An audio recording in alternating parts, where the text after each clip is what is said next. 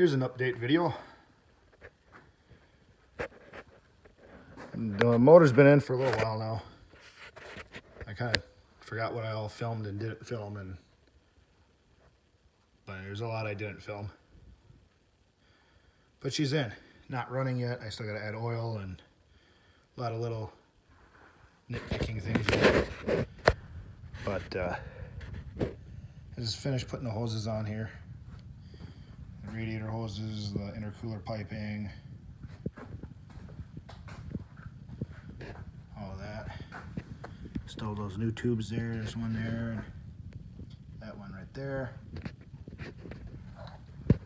And then I gotta get myself a boost controller.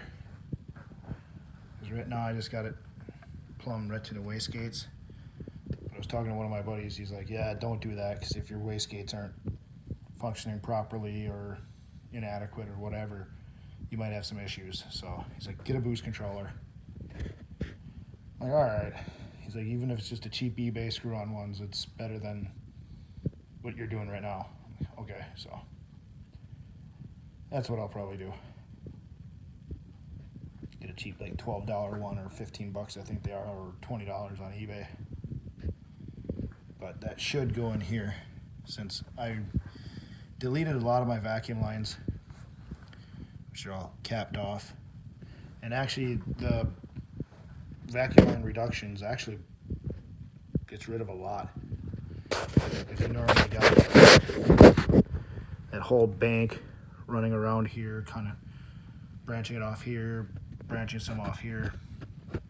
This new setup, this, which goes to your blow-off valve, so that kind of runs down to your blow-off valve.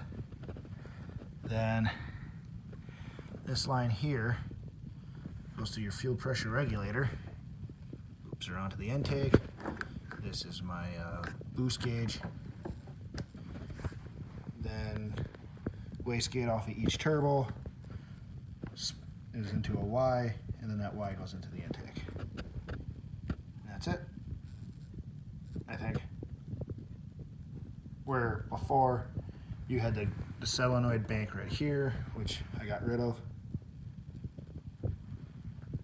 So eventually I want to run like a electronic boost controller.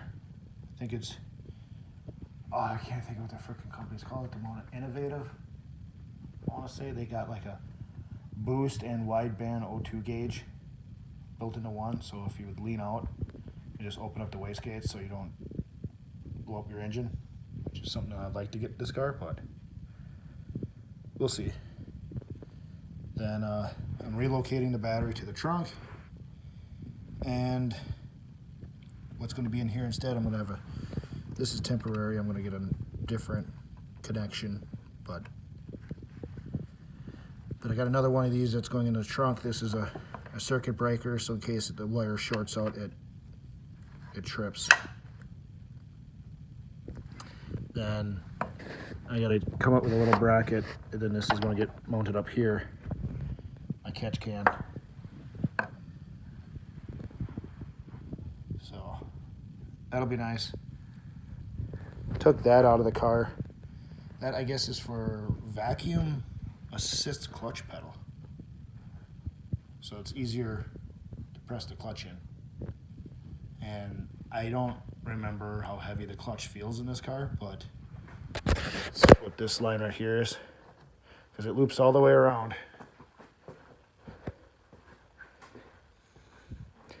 Kind of comes over back here, and here's the part that would go into the intake. But I got that part plugged off, and then the other part just loops around and goes in there somewhere. I guess they're prone to leaking and rotting out, so like, well, if other people remove it and not have issues, I'm pretty sure I won't have any problems. Famous last words.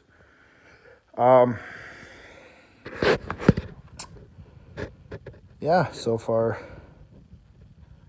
I just got to add fluids to it, finish running the battery, a catch can, and I messed up my oil cooler. Kind of hard to see, but she's leaning forward like that. It's not supposed to be tilted back. So I'm gonna have to pick up either a different one, maybe this one, which I bought years ago off of Craigslist.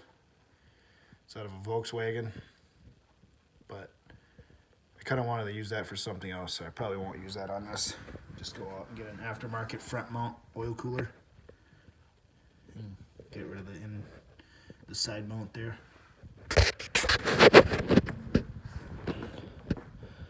Then I waxed the car and armor all the interior. The interior is nice, though she's faded.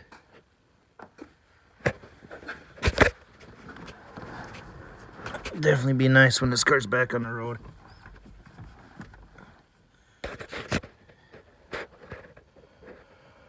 But yeah, that's the diagram I used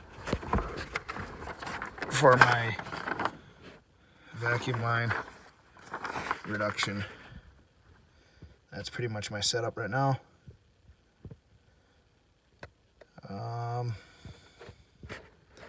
And that was factory. So yeah, that eliminates a lot. In fact, here's the solenoid bank, one of them.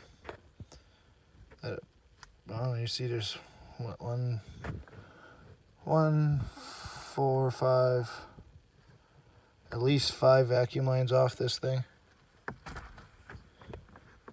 I mean, come back to this, and that's that whole setup right up here. Probably even more than just 5. So yeah, that's nice to get rid of all that crap. Then here's my down pipe. I gotta finish putting that on too. Trunk's a mess right now, but I got a nice Moroso box. This is actually was supposed to be for my 85 Z28, but the battery's not relocated in that car yet. In this one, I'm going to do it. So got a nice box back here. Then for the power cable, I think I'm going to run it through the floor and then along the bottom of the car.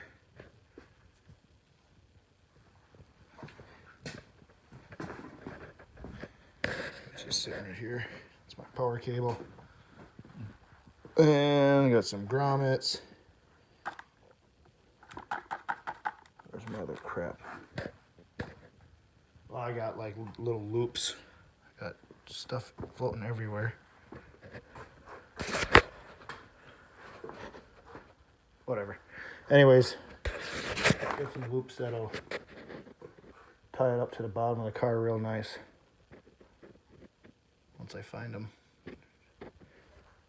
But yeah, so kind of was hoping to have it done by now. Like this weekend was supposed to be the weekend to finish it, and yeah, didn't get it. And next weekend I got to work on my grandpa's truck, so it probably won't get done then either. So probably another 2 weeks. That part sucks. So yeah, that's an update on the Stealth.